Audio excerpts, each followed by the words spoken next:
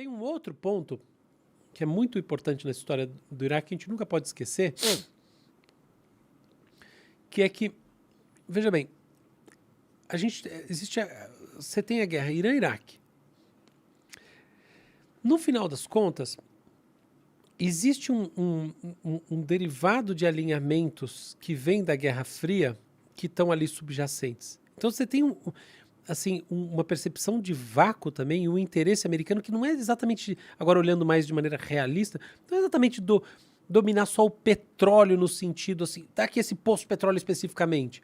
É uma coisa que é até muito maior, que é assim, fazer da região uma região efetivamente sob a influência americana e dessa do que a gente pode chamar aqui de doutrina liberal, que eu acho pessoalmente muito boa, obrigado, mas eu entendo que tem gente que não acha. Eu acho que sim, ela é muito boa, obrigado, mas não no país árabe. Exato, lógico que não, exato. É boa pra gente que já está mais do que acostumado. Definitivamente não funciona num país árabe. Então, eu acho assim, tem essa questão, tá? Não é só... Então, tem tudo isso. Tem as questões internas americanas, tem questões econômicas, tem essas questões que são olhar assim, qual que é o nosso xadrez geopolítico que a gente quer jogar do ponto de vista mais amplo ainda, mais macroestratégico, percepção de como isso está organizado num contexto todo que é pós 11 de setembro, entendeu? É um contexto e pouco pós. Então, o negócio era sempre assim. Existia por exemplo, um ponto que nunca pode ser esquecido dessa invasão do Iraque. A associação fortíssima na cabeça do americano médio, portanto, do eleitor de Saddam Hussein e Osama Bin Laden. Os caras se odiavam, tá? Você sabia? Não sabia. Se odiavam. Nunca deram oi um pro outro. Se odiavam total. Se matavam. Mas eles eram vistos como parceiros. Aliados. Parceiros. Tinha esse papo, entendeu? Inclusive do Bin Laden estar no Iraque, entendeu? Mas isso. será que essa narrativa não foi imposta ao povo americano através da manipulação da mídia? Será que não tem interesses por trás de, na verdade... É porque eu não acredito que o povo a opinião pública... Eu acho que a opinião pública é plenamente manipulada. Em todos os países, inclusive no nosso. E eu não acho que a opinião pública vigente na época reflete realmente o que as pessoas pensavam em sua maioria. Como assim, eu tenho que ser preciso nessas coisas, eu posso dizer que eu não sei, tá? Assim, qual que é o grau... Porque eu acho assim, claro que existe vamos dizer assim, uma manipulação, tá bom, pronto, sim, concordo. Mas eu não posso afirmar que ela é total, sabe por quê? Porque a mente humana funciona de maneira categórica. Então pensa, eu tenho um cara lá que é do mal, a visão americana, tá? A visão simplista, bem pior que era mesmo. Cara totalmente do mal, pega e organiza um ataque terrorista com 2 aviões, mata um monte de inocente. Curiosamente, em Nova York, lugar que só tem estrangeiro. Uns prédios turistas que só tem turista. Verdade. Tipo uma violência. Mas o World Trade Center era um símbolo econômico, né? Era lógico. Um símbolo de potência americana. Lógico, é por isso. Mas a propósito, na prática, como é os Estados Unidos, você jogar é que nem se jogar eu quero matar um monte de latino-americano. Onde que eu vou jogar um avião? Eu jogo em Miami. Você só vai matar latino-americano. Sim. Os Estados Unidos hoje em dia é um país também muito diverso, né? E Nova York sempre foi... Eu já vi as estatísticas de quem morreu, assim.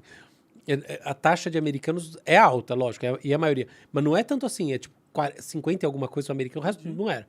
Mas enfim, em resumo da ópera, você tem esse cara que é visto como do mal. Tá? Pensa num país que tá acostumado a ser Roma. Tá? Então estamos aqui na capital do mundo. Então eu nem sei, nos anos 70, 80, os caras achavam que o Brasil tinha cobra na rua. Tá? Não todo mundo, claro, mas... Eles ainda acham alguns ainda. Mas você entende.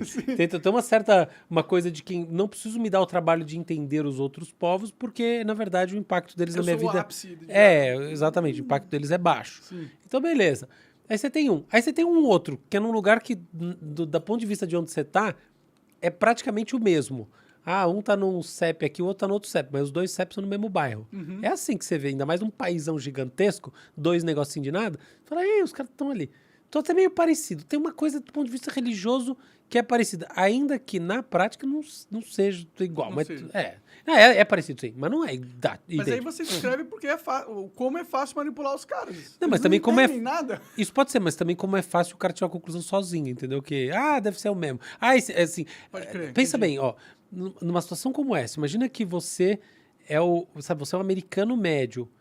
O que você tá vendo, assim, você não vai pensar, sou um jihadista, você vai pensar assim, cara, aqueles caras daquele lugar ali, lá, esses caras são os terroristas, eles estão me atacando, todos eles são os maiores filhos da puta, é esse.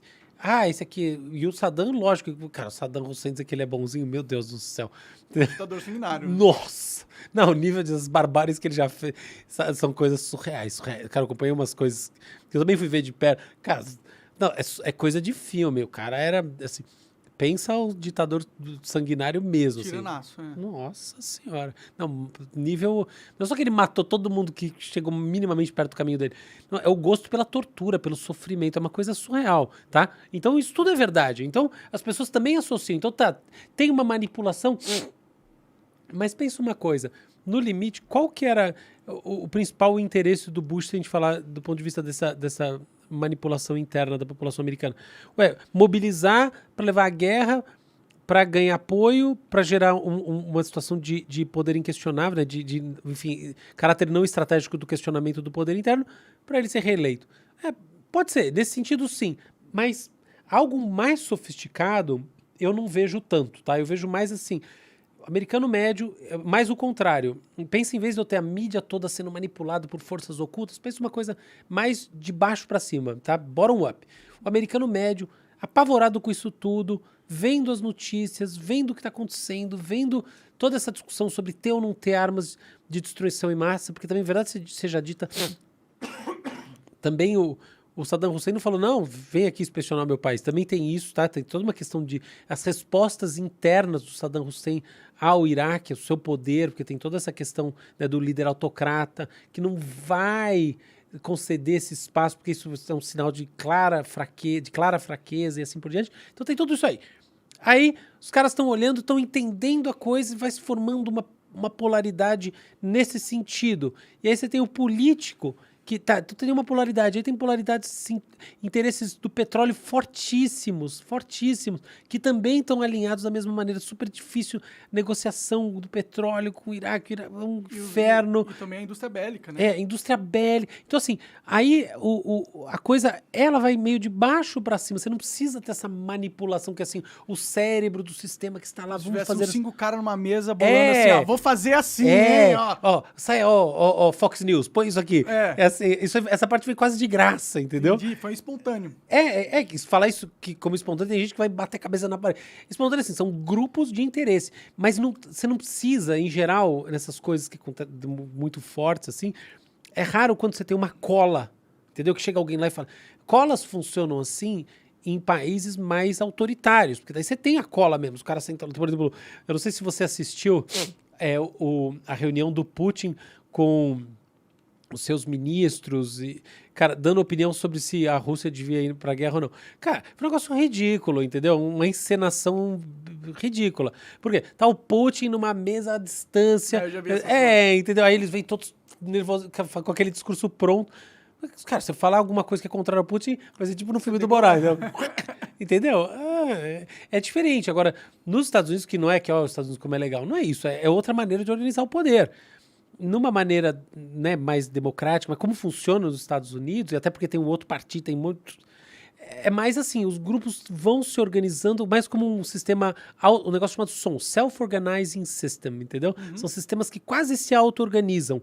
E aí, obviamente, o político hábil é aquele que sabe dar o spin e liderar e aí vai. Liderar os interesses. Né? Mas uma coisa que vale a pena lembrar é que boa parte dos países da OTAN, quase todos, foram contra a invasão do Iraque. Então, é diferente a gente falar assim, não, mas os órgãos internacionais, olha que hipocrisia dos órgãos internacionais que apoiam. Não é verdade que foi tão assim. Teve também, tá? Então, o Ocidente como bloco não é bonzinho, mas não é verdade, não dá para dizer que entendeu, o grande malfeitor da invasão do Iraque. A invasão do Iraque tem um papel dos Estados Unidos em primeiro lugar e da Inglaterra em segundo lugar muito maior do que dos outros países, Entendi. Tá? Então isso aí também, de verdade, seja dito. Não era como se estava todo mundo junto no mesmo barco ali, né? Não.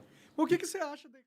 Você acaba de assistir um corte do Monarch Talks. Agradeço demais, mas se você quiser ver o vídeo na íntegra e acompanhar ao vivo todas as transmissões, você tem que ir lá no rumble.com/monarch youtube.com/monark para não perder nada. Segue a gente lá.